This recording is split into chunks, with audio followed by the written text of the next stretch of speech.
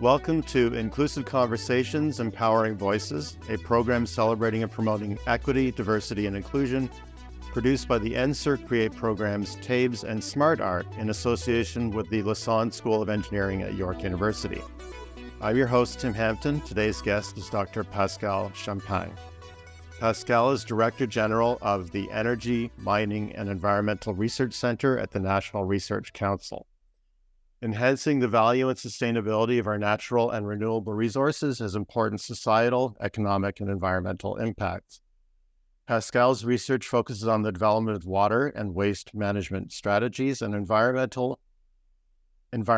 sustainable approaches with a focus on integrated bioresource management. Today, we are going to discuss sustainability, resource management, energy and bioproducts, as well as the benefits of an interdisciplinary approach to solving our pressing environmental issues. Pascale, welcome to the show. Thank you, Tim. Great to be here. My delight. Thank you. Pascale, can we talk a little bit about your education? Looking at your background, it appears you had an early interest in linking multiple subjects together. Yes, absolutely. If I look at my career path now or my education background, there wasn't much knowledge about engineering when I was a young female student in the 80s in high school. So I think we still talk about getting more women into engineering, and that was certainly true then. So even though my dad was a guidance counselor, believe it or not, I went into general science, hoping to go into chemistry, thinking I would go into chemistry because that was my highest grade in high school. And then realizing that I liked biology once I was at McGill.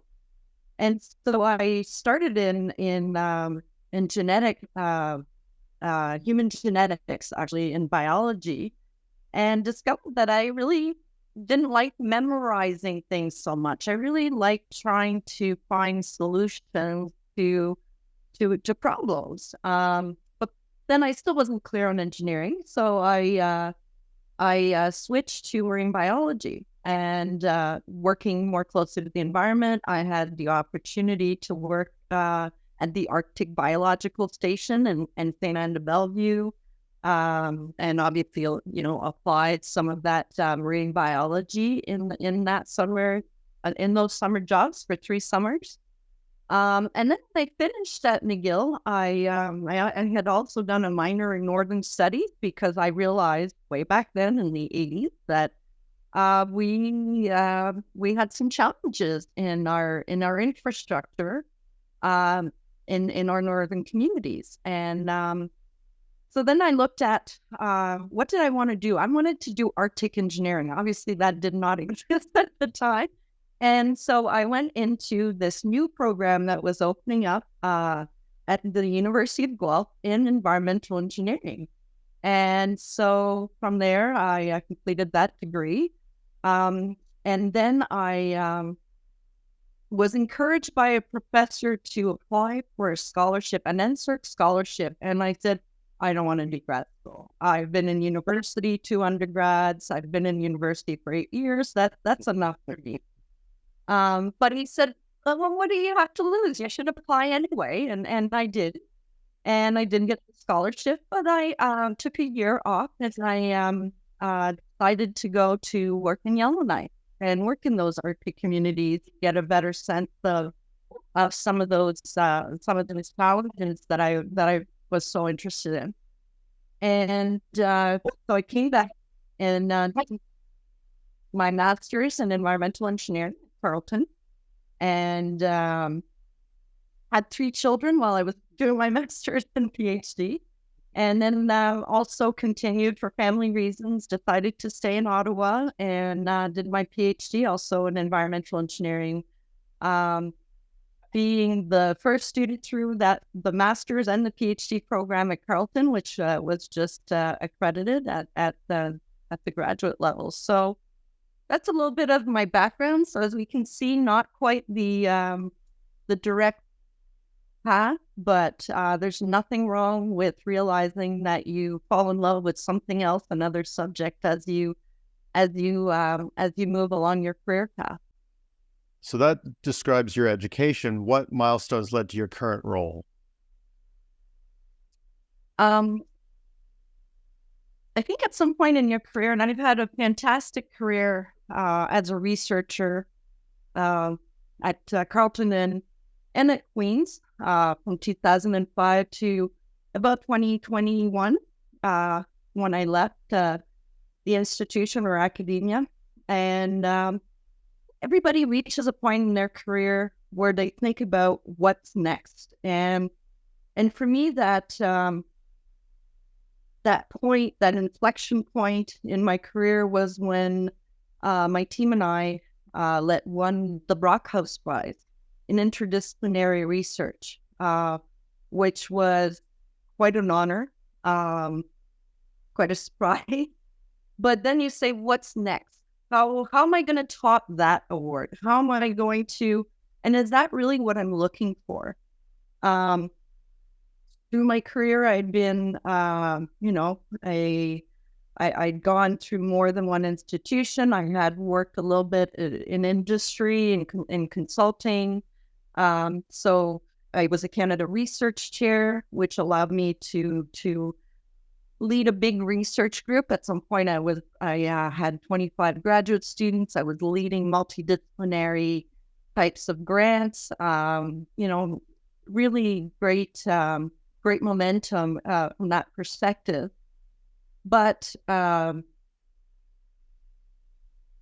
think we all need to realize at some point, somebody has to take a leadership role. So I've benefited from others taking a leadership role and was this the time. So I was offered the position of director of the BD Water Research Center when it was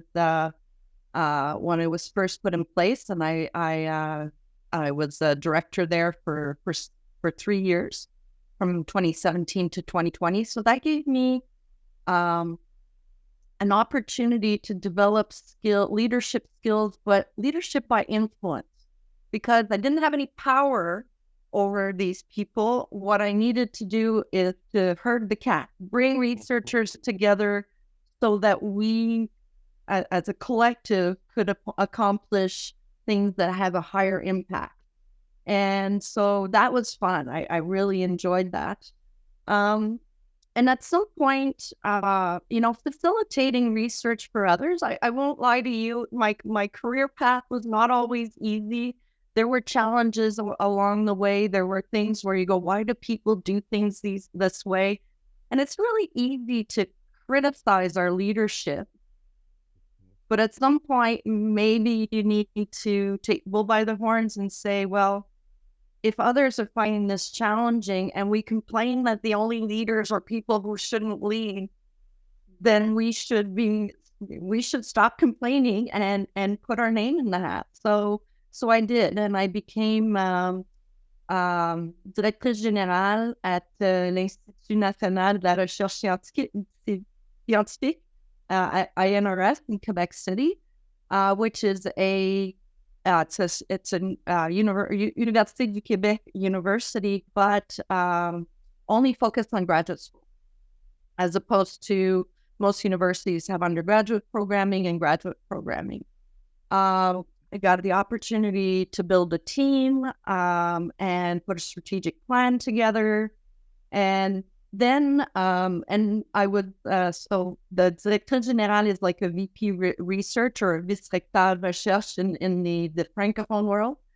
And I was very much enjoying that role, but the environment is still important to me. So around after 1 year into that role, the NRC was looking for Director General of Energy, Mining, Environment, which just happened to be, I was an environmental engineer. My PhD work was on mining, related to mining, and I do renewable energy. So, and they were putting together a climate action initiative, and which the government is leading through Environment Canada. And I thought,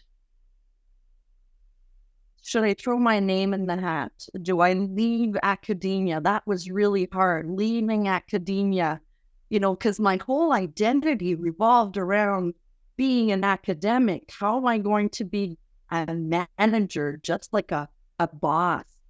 And so I don't do research anymore, but I understand the research that my researchers are doing. And that's important because part of my role is to set a vision, to say we're going in this direction. Those are the government priorities right now. This is what Canada needs, and in terms of research in this space. So that in a nutshell is how I got to where I am now. So one of the interesting things you just raised is the challenges of leadership. How has leadership changed in your view now that you're occupying a position like that? My view of leadership has, I'm much less critical. And especially in government, because I realize that as an academic, as as an individual researcher, it's like you're running your own little SME, right? Your small business, you got your research students, you're getting your funding. So it is. It's like you're running your own little company. In government, actually, I find it fascinating coming at this point in my career. I came into government 2 weeks before the election. And what I got to see was how the electoral platform that the candidates run on, like that what they say they're going to do, how once the party is elected, I had colleagues who said, "Oh, it must be easy for until the prime minister sets the cabinet, you don't really have a lot to do." And no, what our role is to say, okay, here's suggestions on how you can achieve that mandate. So, whole experience of writing memorandums to cabinet, to both on the Quebec side and on the federal side, I got to experience that. Treasury board submissions, why coordinating with other government departments, why the focus has to be on government priority, and then how to internalize that, because we're agnostic, right? We're agnostic of our role is to help government achieve its mandate, regardless of the party, regardless of my own political affiliations. That is my mandate. And right now, if government priorities are focused on greenhouse gas emissions or net zero, or achieving certain energy reductions or emissions reductions by 2030 or 2050, that's my mandate. That's what I need to orient. That's where I need to orient my my people.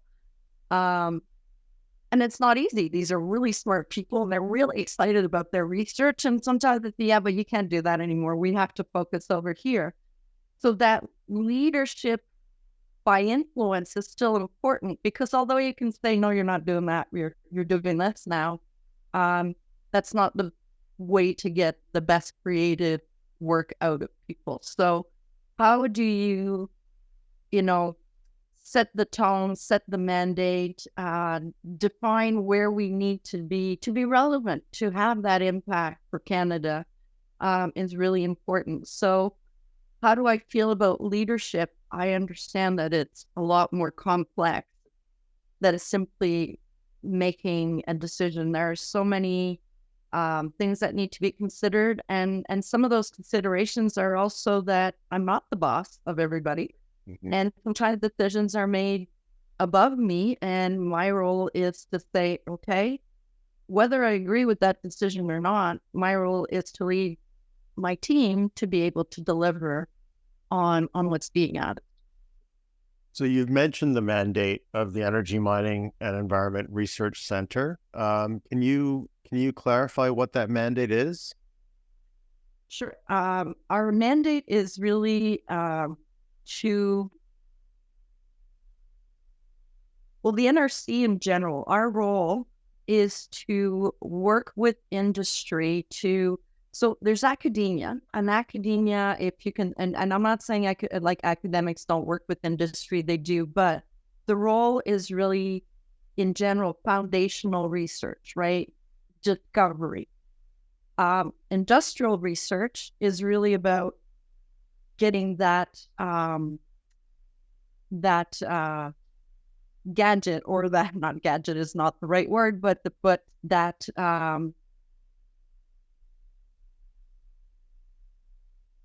Technique or technology. yes, thank you, technology or technique or method that will help industry, or that particular industry, be more profitable or be more successful. Our role is to work with industry, especially small and medium-sized companies, and assist them in that transition of knowledge, so that what we can help do is de-risk technologies, de-risk approaches, by collaborating with those industry partners. We also work with other government departments in helping them reach their mandate. So for energy mining environment, really our sandbox revolves around electrification, decarbonization or carbon management, and renewable energy. And so really it's about that clean energy transition and assisting government, assisting industry in achieving those goals. So you are an advocate for enhancing the value of natural and renewable resources to achieve societal, economic, and environmental benefits. How do these benefits intersect?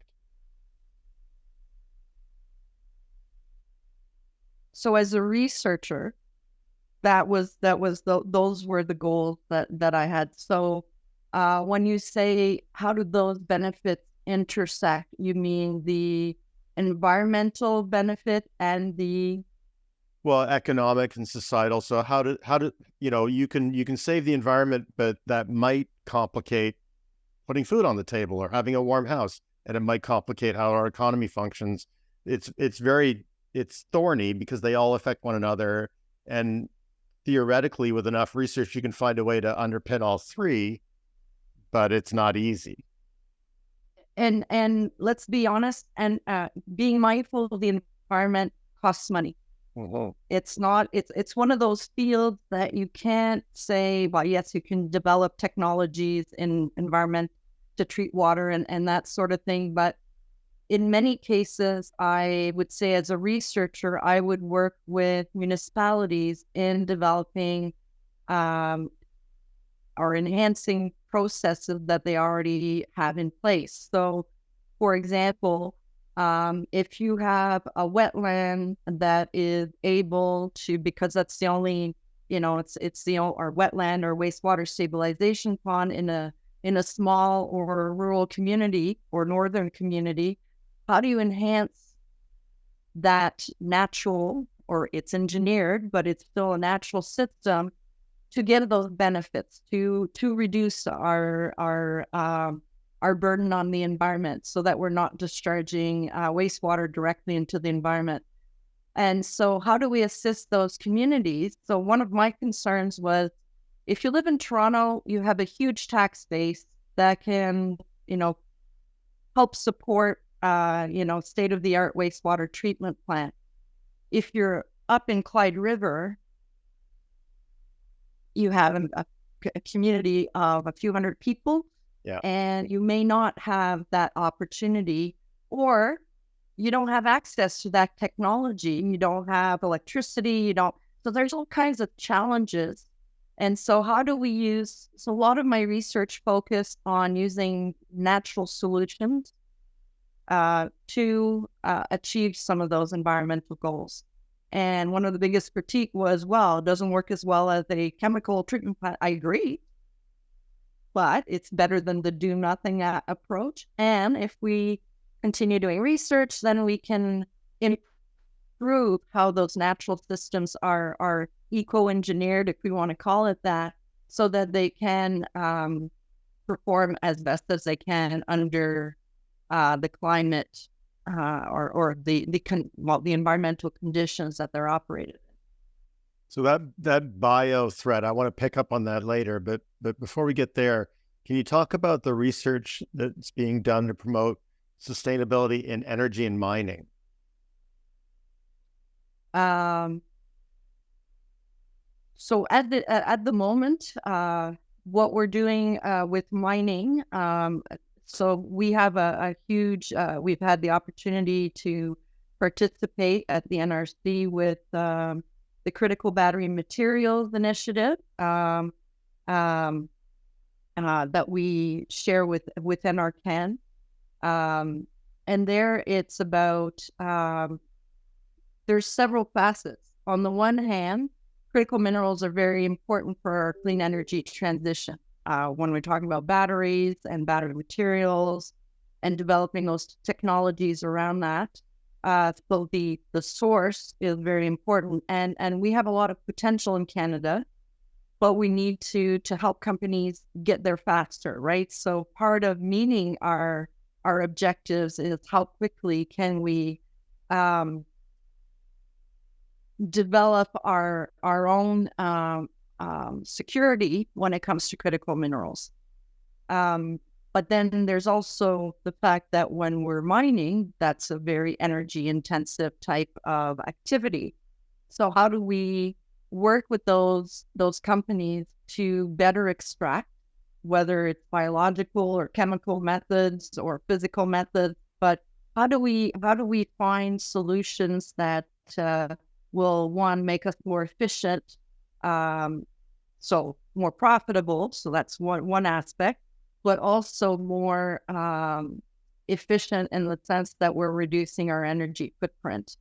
And so that would be one of the heavy industries that would need to be decarbonized. So it's a two-pronged approach, because we have both the critical minerals, where we're looking at battery materials and new battery materials and different extraction processes. But we're also looking at the environmental, at the decarbonization side. Your research interests include recovery, reuse, and valorization of waste streams. Valorization is a new term to me. What does it mean? Adding value to it. So something that would have been a residual material that typically you would have, in the 80s, we were throwing in garbage. What do we do with that? Well, do we recover it? Do we recover it? Do we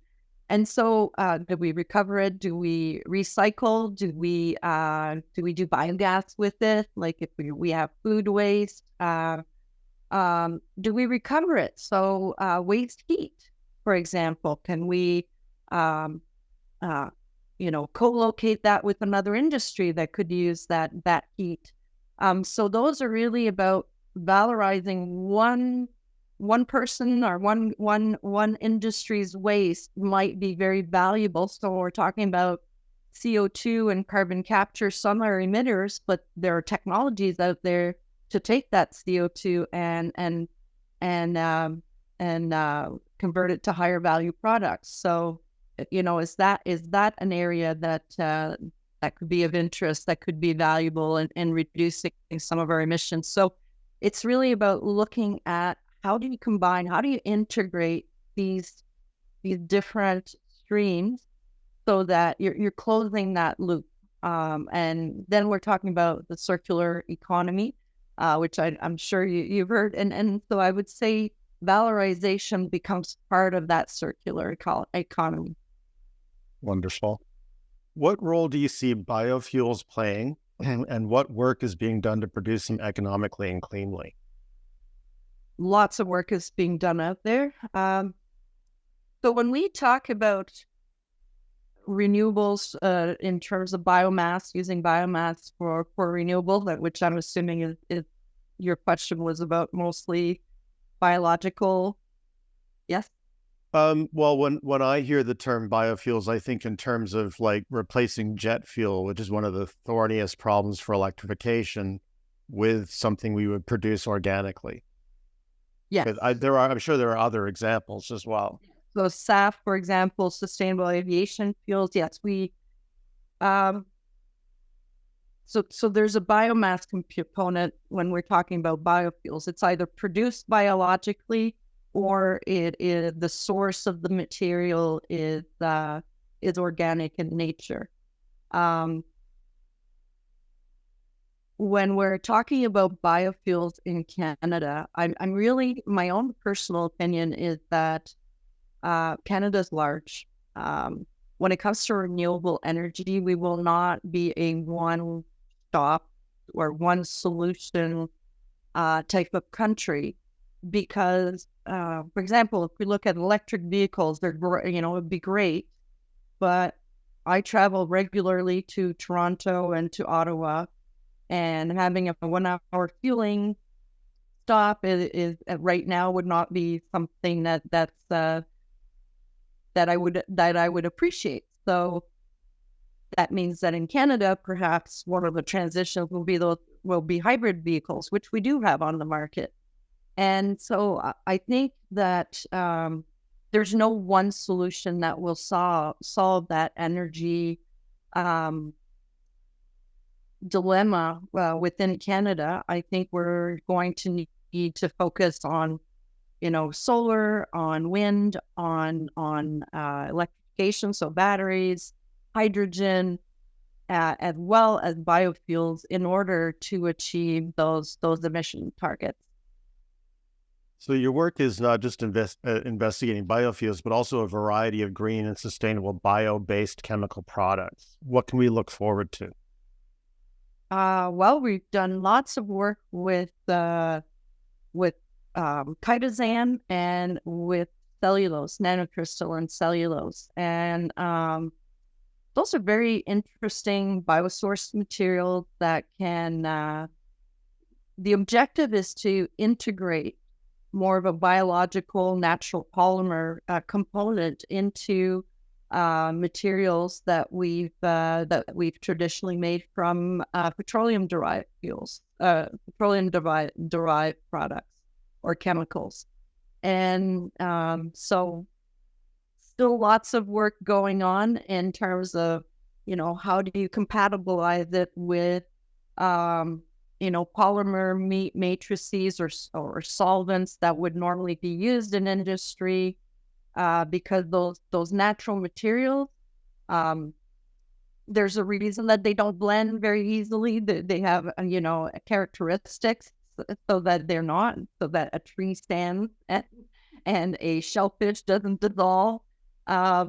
So really it's about finding out how we can modify those surfaces so that we can now incorporate them in traditional matrices that have been used for hundreds of years, either by the auto industry when we're talking about coatings, for example, or, can we incorporate it? And in some cases, it actually enhances the property, makes it stronger. So can we look at incorporating nanocrystalline or cellulose nanocrystals into post-it, the tackiness, so that it sticks more strongly and it doesn't fall off your screen with all your to-do notes after so much time. So it's really about connecting with different people, different industries, and seeing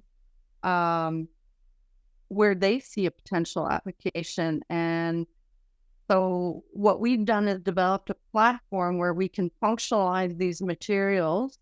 And depending on what the need is, does it need to be hydrophobic? Does it need to be hydrophilic? Does it need to be at a certain, does it need to react or to interact at a certain pH?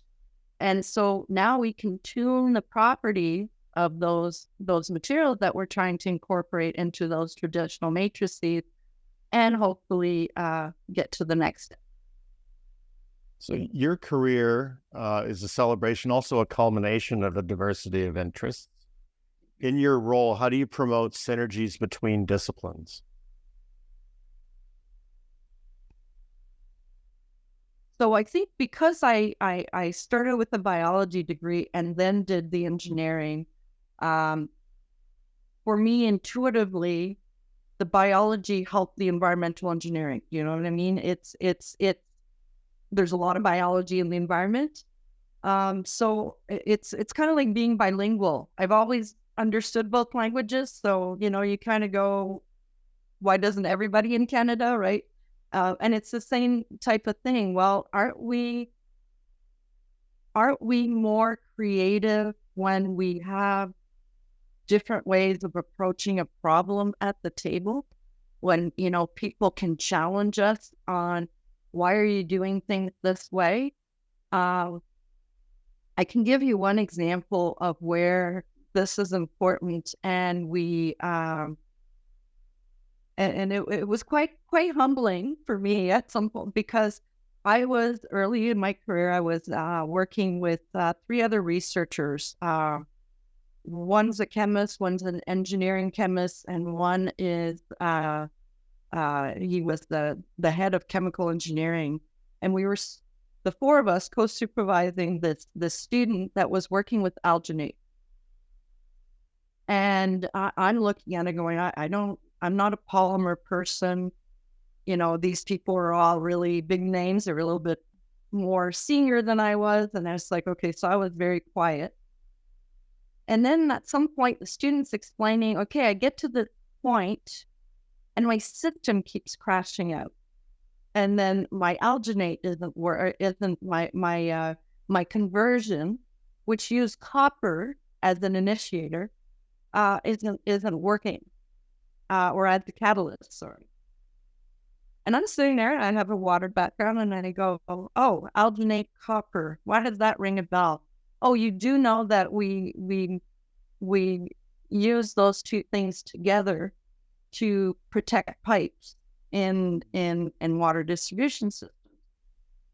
Oh, so what that meant was, yes, that was the explanation. It was becoming inactive because it was interacting with the alginate.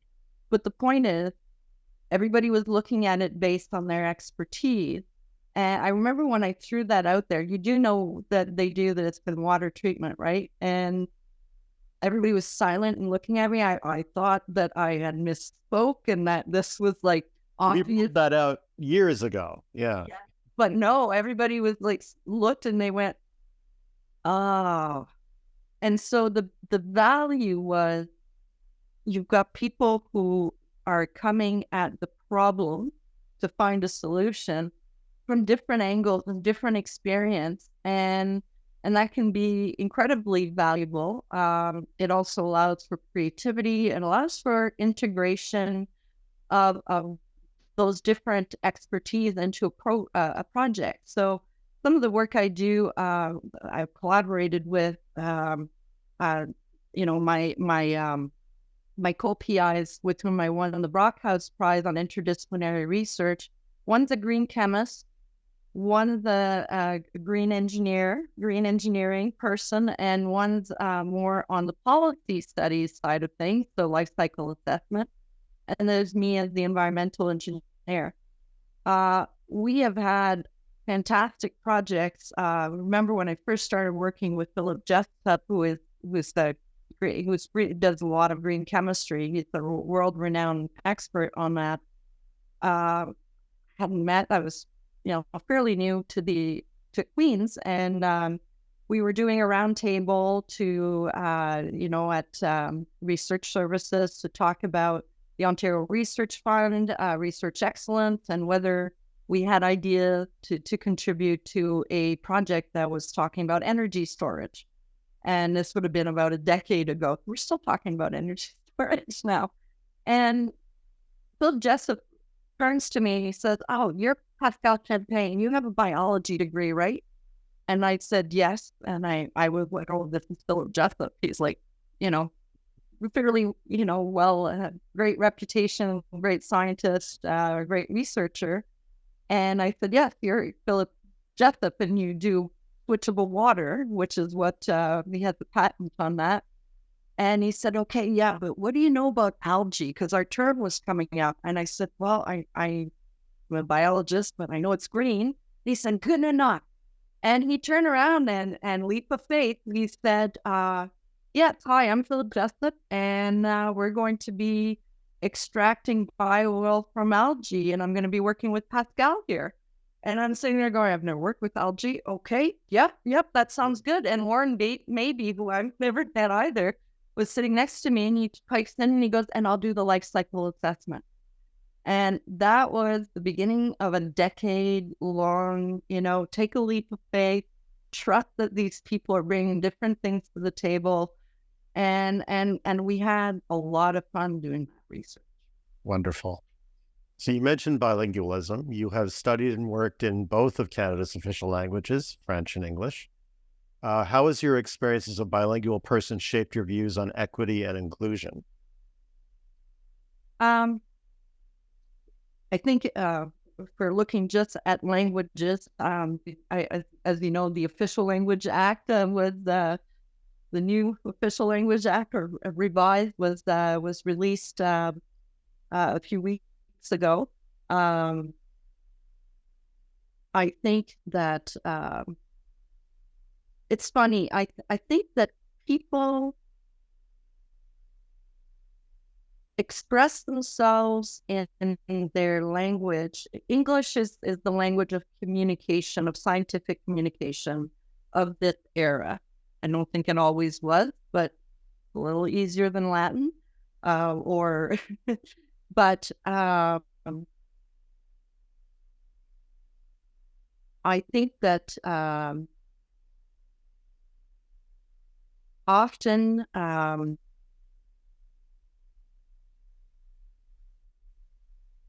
that's a very good question. I think the official languages are important in Canada, and they're important in science. And I have the opportunity at the NRC of my research center has 5 different sites. I have sites in Vancouver, Mississauga, Ottawa, Boucherville, and Royalmount. So 2 sites in Quebec, 2 sites in Ontario, 1 in Western provinces, 1 on the West Coast. And 1 is English imperative in Vancouver. And one of my sites, Francophone sites in Quebec, is French imperative. And so you can see that for me, if I have to do a town hall, it's important that my researchers understand what I'm saying in both languages. And even I'm not perfect, sometimes you start in one language and you don't always complete, but everybody understanding where we are, where we're going in their language is important. Does that exist everywhere? No. And often people choose to. When I chose to study my first undergrad, well, all my undergrad degrees and my grad degrees were done in English universities, even though I had studied in French.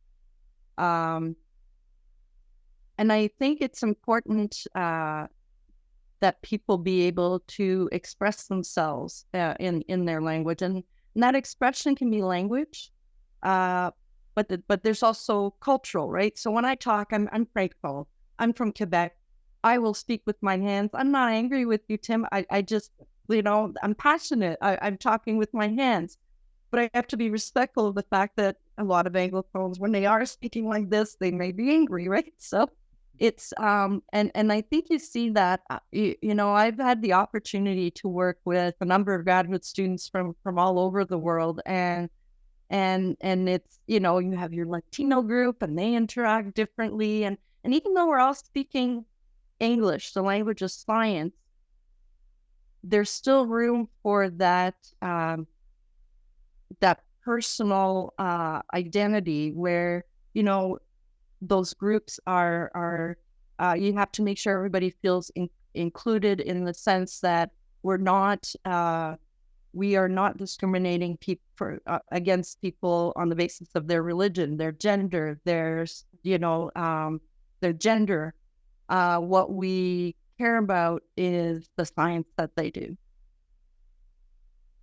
So let's dig into that a little bit more. What can research organizations, and in that I include, the NRC, but also universities and even research within companies, what can research organizations do to create an environment where people of diverse backgrounds are not just welcomed, but valued?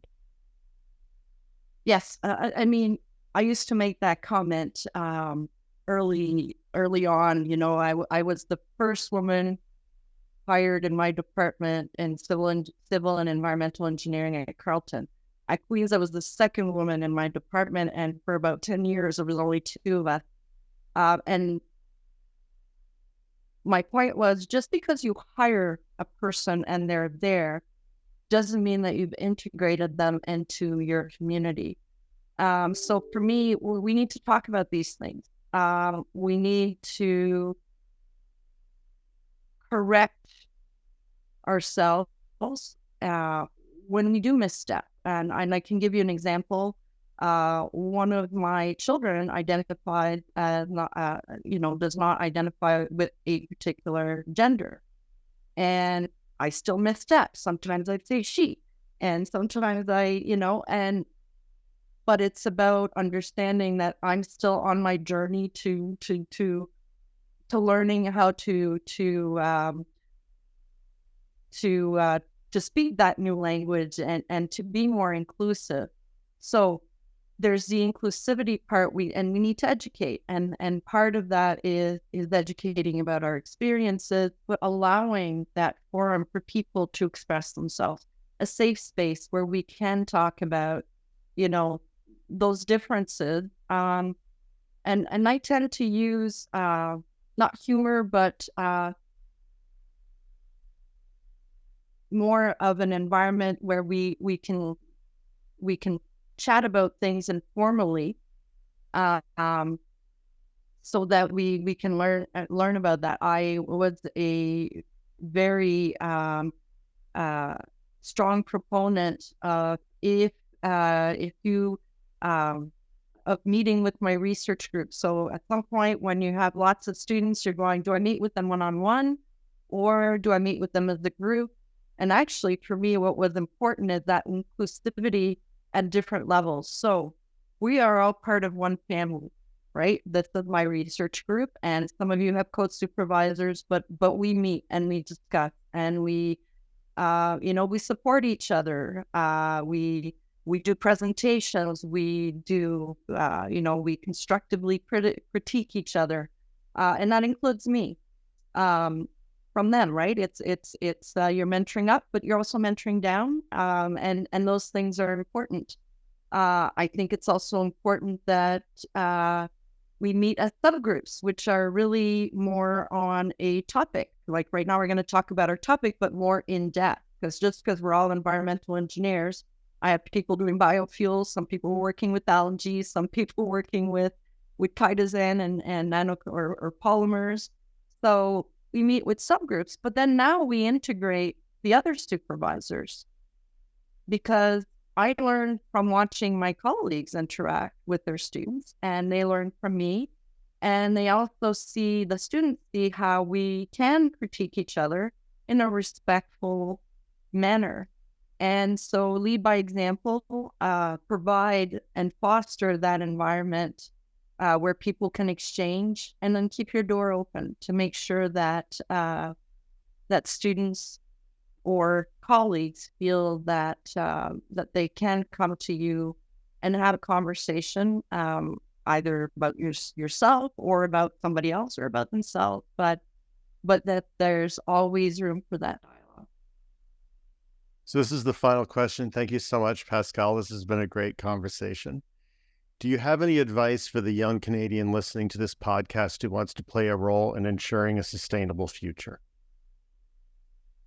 I would say right now, this is the best role that you could want to play. There will be room for you. The question is in what?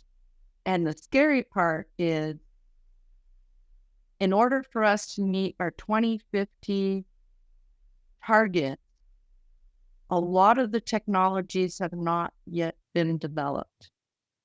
So I think that as young Canadians, we have a huge role, or they have a huge role to play in Canada's clean energy transition. So, continue to follow your passion. there's many networks out there that focus, whether they're industrial networks or whether they're academic networks or government, that focus on reducing or achieving those climate action goals. Where do you want to? So it's really about what space do you want to contribute in, because there will be room for those people to play a role. Perfect. My guest today was Dr. Pascale Champagne. Thank you, Pascale, for being on the show. Well, thank you, Tim. It was wonderful to chat with you today. Thank you.